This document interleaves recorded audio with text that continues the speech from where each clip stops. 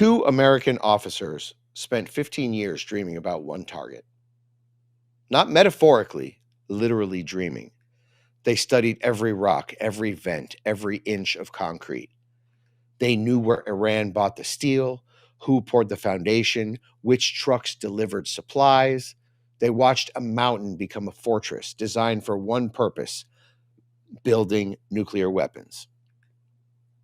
These men dedicated their careers to solving an impossible problem. How do you destroy something buried underneath a mountain? Their obsession led to creating a weapon that didn't exist at the time, testing it hundreds of times, perfecting it for one moment. Last Saturday, that moment arrived. Literally, right after we finished the show, that moment arrived. The phone rang. The president gave the order. What happened next will echo throughout world history. Keep watching. With President Trump's Made in America agenda eyeing import tariffs, the race for secure domestic supply just hit overdrive. Copper is charging back towards last year's record, hovering around $4.85 a pound as global stockpiles scrape 15-year lows. Enter Giant Mining Corp, ticker BFGFF in the US and BFG in Canada. Their 9,800-acre Majuba Hill project sits in mining-friendly Nevada, right beside highway, rail, power, and gas and fiber. Recent drilling delivered a 170-foot copper zone averaging 0.4%, capped by a 10-foot streak running 4.4% copper, the kind of punch that majors pay billions for.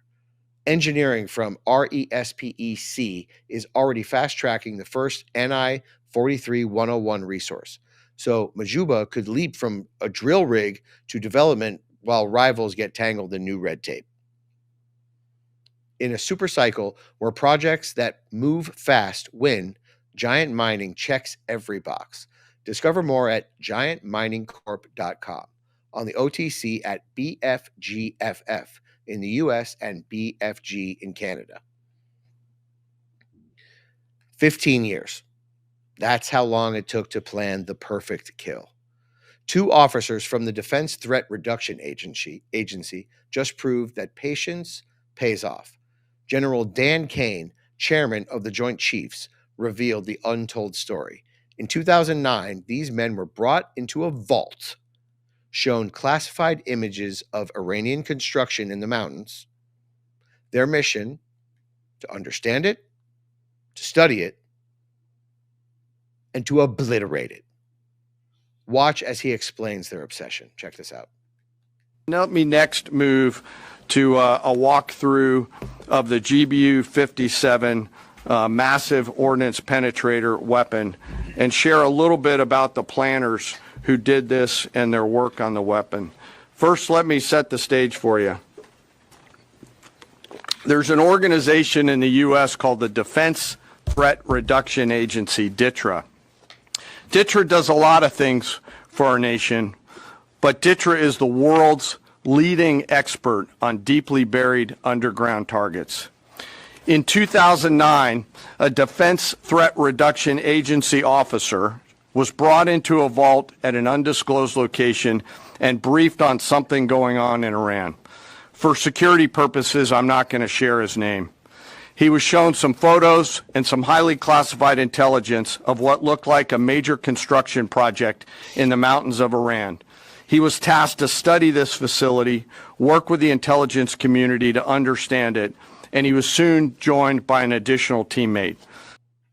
This is the kind of genius that you only find in places like America that set the stage for the kind of freedom that other first world countries enjoy. It just wasn't a thing until we became a thing, and this was just the beginning. These warriors of planning didn't just study blueprints.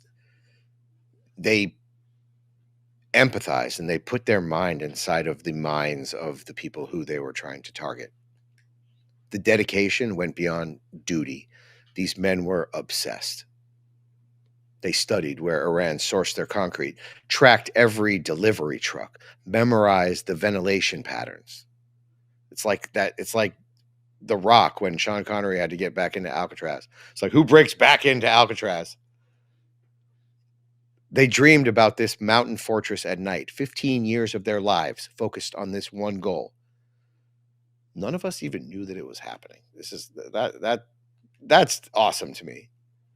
I don't want to know about all this stuff. Do you want to know about all this stuff before it happens? I don't. I'm a civilian. If I know about it, then the bad guys know about it. Listen to how deep this commitment ran. Take a look. For more than 15 years, this officer and his teammate lived and breathed this single target, Fordow, a critical element of Iran's covert nuclear weapons program. He studied the geology. He watched the Iranians dig it out. He watched the construction, the weather, the discard material, the geology, the construction materials, where the materials came from. He looked at the vent shaft, the exhaust shaft, the electrical systems, the environmental control systems, every nook, every crater, every piece of equipment going in and every piece of equipment going out. They literally dreamed about this target at night when they slept.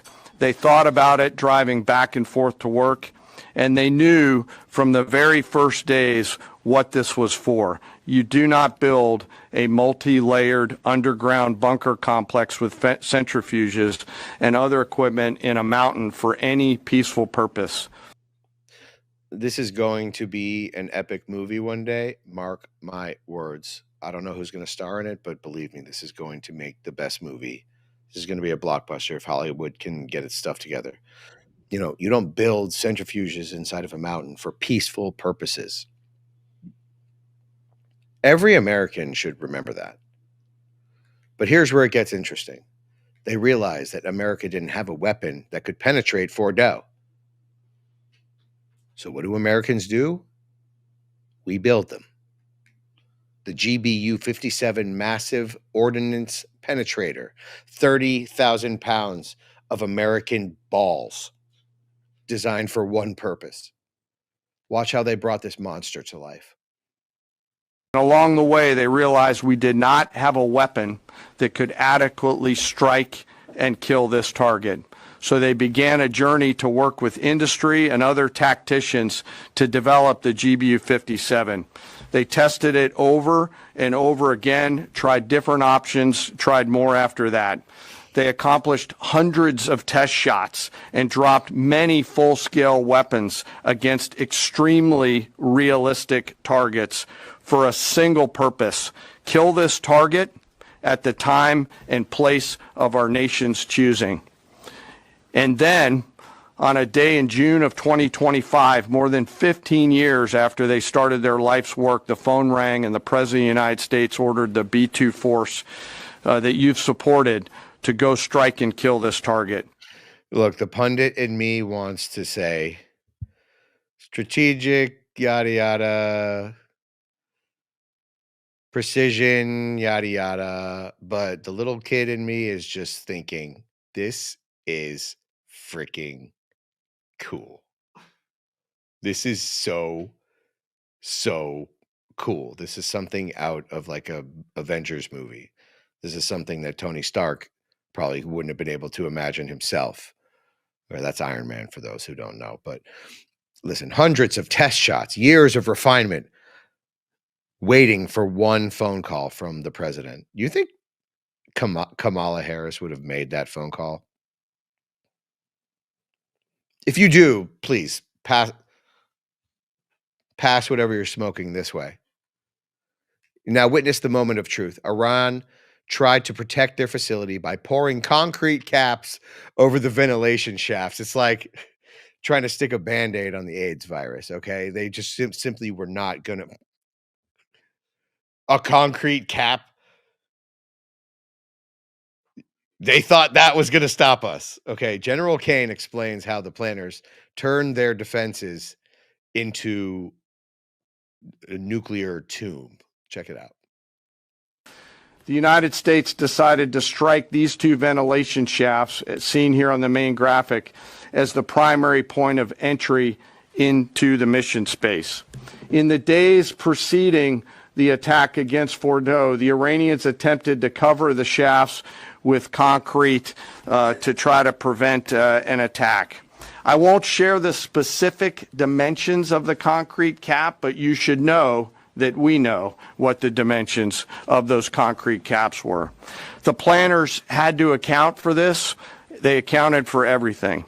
The cap was forcibly removed by the first weapon, and the main shaft was uncovered. Weapons 2, 3, 4, 5 were tasked to enter the main shaft, move down into the complex at greater than 1,000 feet per second, and explode in the mission space. Weapon number 6 was designed on each side, so there were 6 on each side. Weapons number 6 was designed as a flex weapon to allow us to cover if one of the preceding jets or one of the preceding weapons did not work. Look, Luke Skywalker had to send one little bullet into that one thing, that one little thingy to destroy the entire Death Star, right?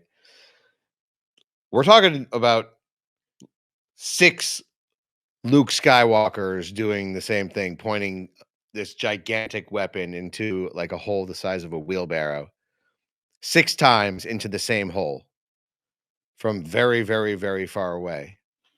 This is American ingenuity. This is American precision. This is what happens when you mess with the big boys. This is what happens when you mess with America. The first one removed the cap. The next 5, basically just turning everything into rubble. It reminds me of the 1967 war when, the 6-day war in Israel, when, they basically won the war within 20 minutes. And then the other 5 days was just cleaning up the mess. It was like, all right, clean up on aisle 6. This isn't Hollywood explosion. This isn't Hollywood explosions with massive craters.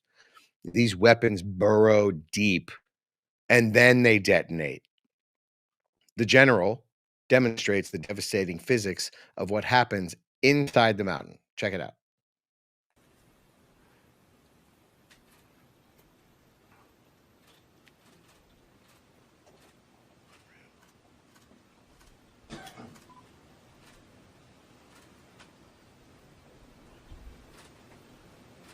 Whoa. Whoa. That is unbelievable, folks. Look at that. Look at that. Keep it going for a minute. You'll see inside the mission space. Incredible.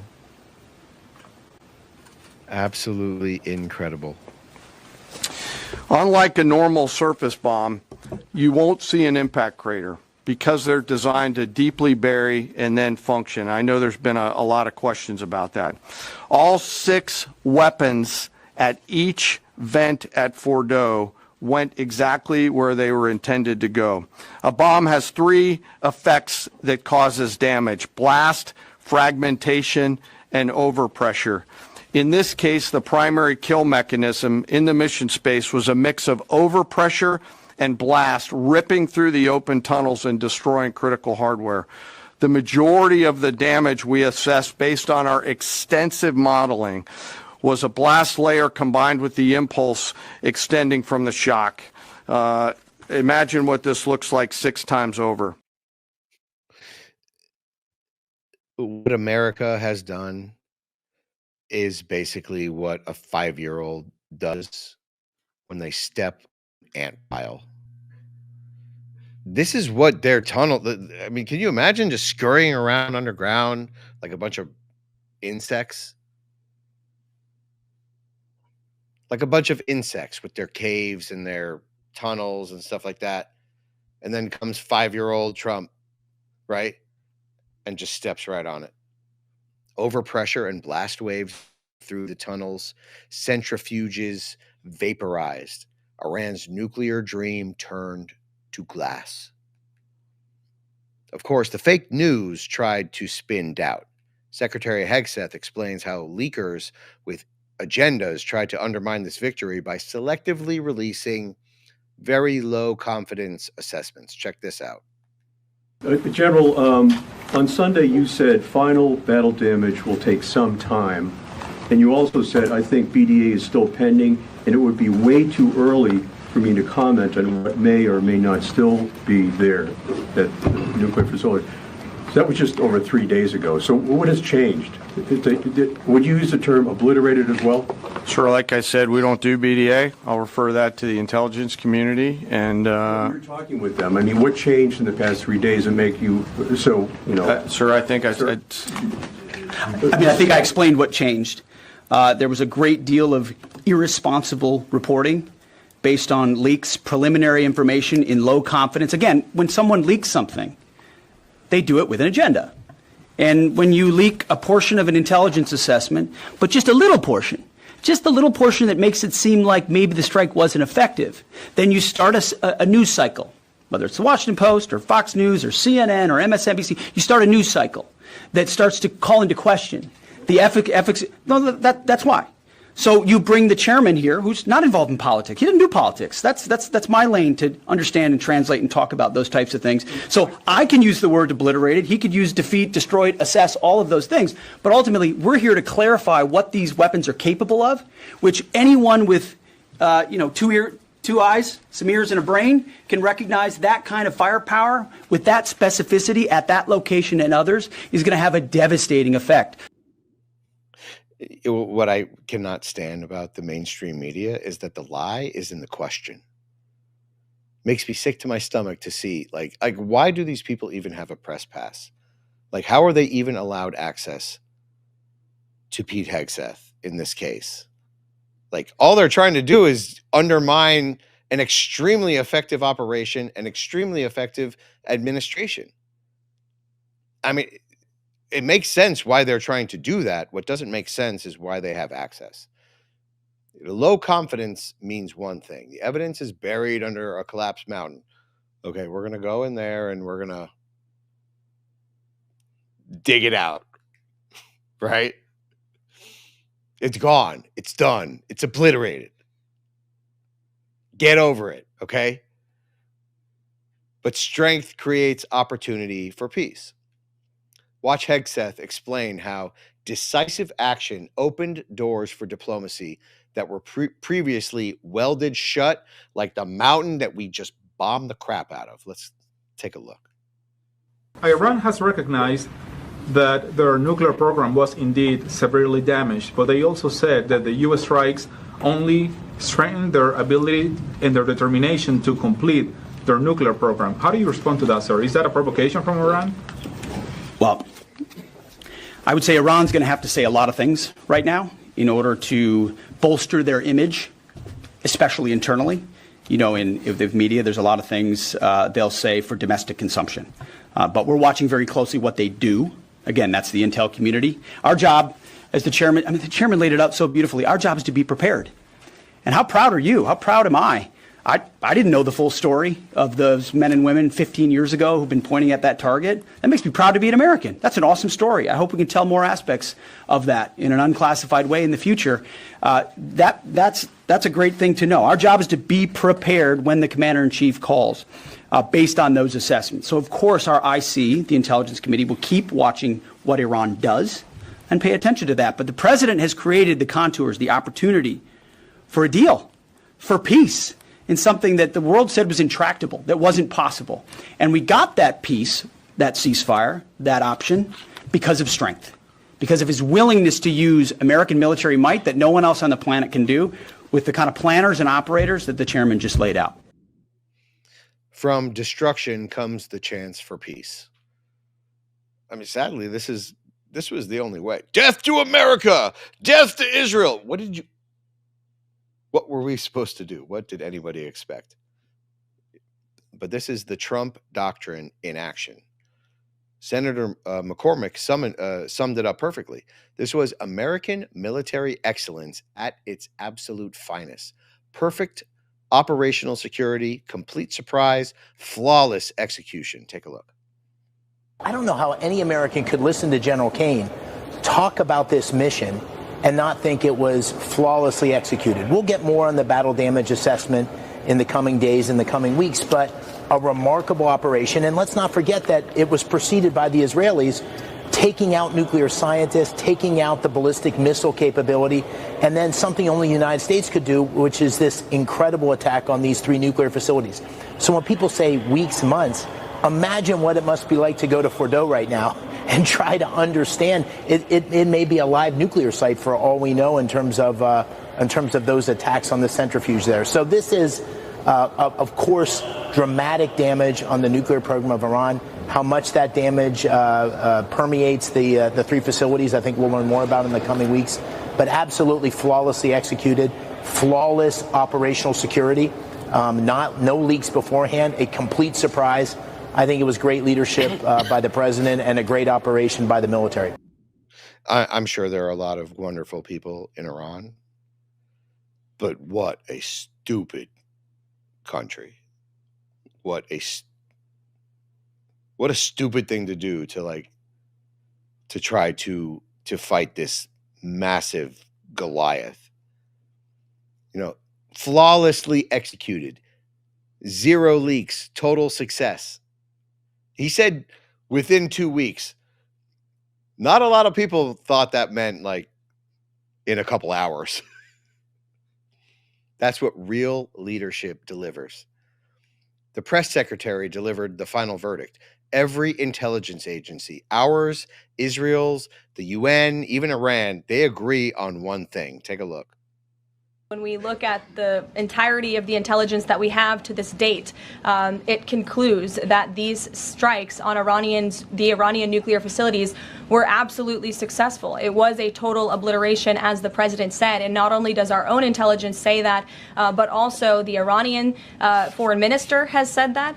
We saw Israel conclude the same thing based on their own intelligence. We also had the United Nations say that as well. So I think the only other time the United Nations, Israel, Iran, and the United States has agreed on something is that the sky is blue, but they all agree that Iran's nuclear facilities were completely demolished. Total obliteration. When everyone from Tehran to Tel Aviv agrees that your nuclear program is gone, it's gone. Now think about what just happened. 2 Americans spent 15 years preparing for one moment. They created a weapon that didn't exist. Imagine going from bayonets to these 30,000-pound bunker busters in just a couple hundred years. That just doesn't even make sense. This is what American prowess looks like. They studied every detail that they knew so that they knew the mountain better than the Iranians who built it. And when the moment came, they delivered it perfectly. Now, if you got value from this report, please tap subscribe. My final thought is next. Now, this story proves American exceptionalism is not just a slogan. It's a promise. That's why they come this way. That's why they come across our borders to come here, not to leave. Wouldn't it be funny if Trump made a wall so that people wouldn't leave? That's just not the way it works here. People want to come here. They don't want to leave. 2 officers gave 15 years of their lives to keep you safe. And they didn't even seek glory or recognition. They just wanted to get the job done. They studied, planned, and waited. And when the moment came, they delivered devastation with precision that no other nation in the history of humanity could match. Iran thought that creating an anthill was going to work for them. That hiding their bombs in a mountain was going to make them untouchable. They learned what happens when you mess with the big boys. But here's what the media won't tell you. It wasn't just about destroying centrifuges. It was about sending a message that every rogue nation is going to have to receive. They're watching. You can run. You can hide your bombs in your hotels and your schools and your hospitals, but you cannot hide. You can bury your evil as deep as you can possibly bury it. We will find you. We will stop you. That's not warmongering. That's called peace through strength. Now, my question, should America develop an even more powerful rubber baby bunker buster to deter future threats? Yes or no? Leave us your comment in the chat. Sound off. We want to hear everything you have to say. And don't forget to wear your American pride. Check out shop.nextnewsnetwork.com. Shop.nextnewsnetwork.com. We've got tons of new stuff coming out for you. You guys are going to love it.